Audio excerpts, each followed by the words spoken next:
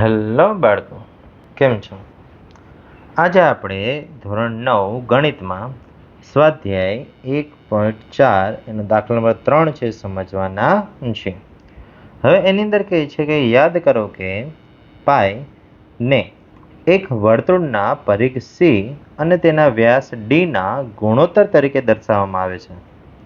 એટલે કે પાય બરાબર સી ભાગ્યા ડી તેવી વિરોધાભાસી તે વિધાન વિરોધાભાસી છે, કારણ કે પાય એ અસમય સંખ્યા છે અને વિરોધાભાસનો ઉકેલ કેવી રીતે લાવશો.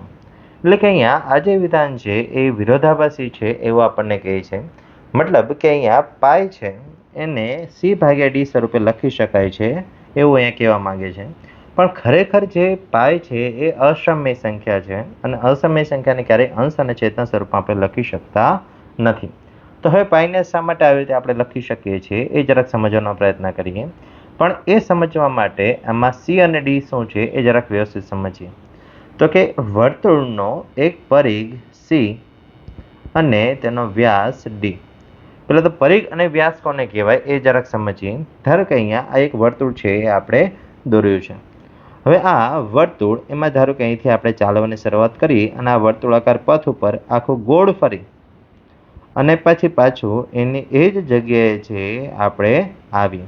તો આજે આખું ગોળ સર્કલ છે આપણે પૂર્ણ કર્યું અને જેટલું અંતર કાપ્યું, મતલબ કે એની બોર્ડર પર જેટલો ભાગ કાપ્યો એને આપણે એનો પરિઘ કહેવાશે.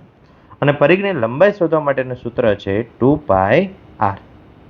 પછી હવે વાત કરીએ વ્યાસની. તો કે વ્યાસ કોને કહેવાય? તો કે ધારો કે અહીંયા આ વર્તુળનું કેન્દ્ર છે અને એ કેન્દ્ર એમાંથી પસાર થતી કોઈ એક જીવા જો દોરવામાં આવે, માની લે કે કઈક આ જીવા છે એ વર્તુળના કેન્દ્રમાંથી પસાર થાય છે, તો આ જે જીવા છે એને આપણે વર્તુળના વ્યાસ તરીકે ઓળખીએ છીએ.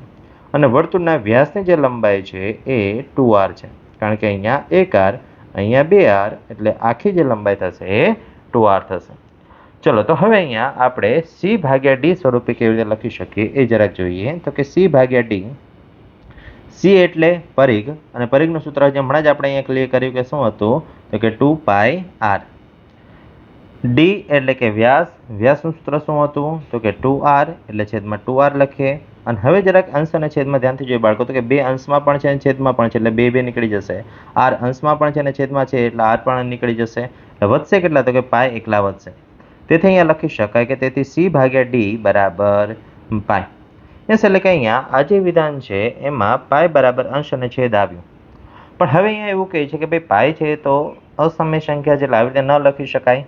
પણ આપણે જેટલા પણ દાખલાઓમાં પાયની જે કિંમત મૂકીએ છીએ યાદ કરીએ કે ભાઈ પાયની જે કિંમત છે એ કાં તો આપણે 3.14 મૂકીએ છીએ અથવા તો આપણે 22/7 મૂકીએ છીએ. એટલે જ્યારે પણ કોઈ પણ દાખલાઓમાં અથવા તો સંખ્યા રેખાઓ પર પાયની જ્યારે કિંમત મૂકવામાં આવે છે ત્યારે એની નજીકની કિંમત મૂકવામાં આવે છે, એની એક્ઝેક્ટ કિંમત મૂકવામાં આવતી નથી.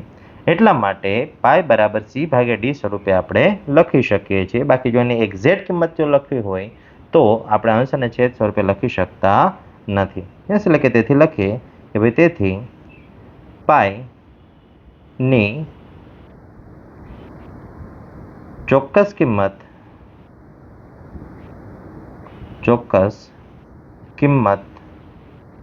અનંત સુધી જાય છે, અનંત સુધી જાય છે અને ચોક્કસ સમયાંતરે પુનરાવર્તન થતું નથી. ચોક્કસ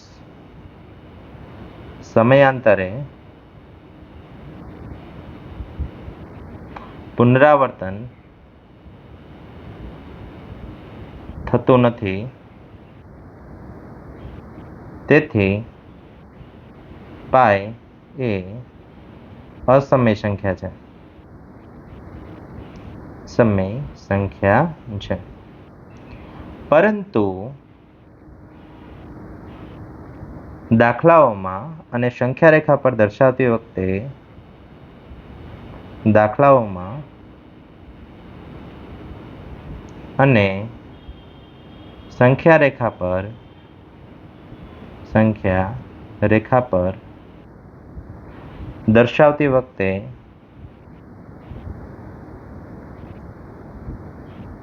આપણે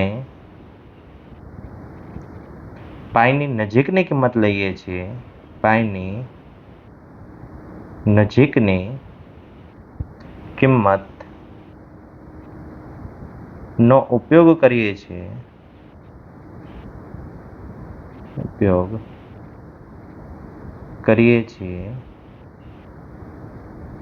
તેથી આપેલ વિધાન એ વિરોધાભાસી નથી.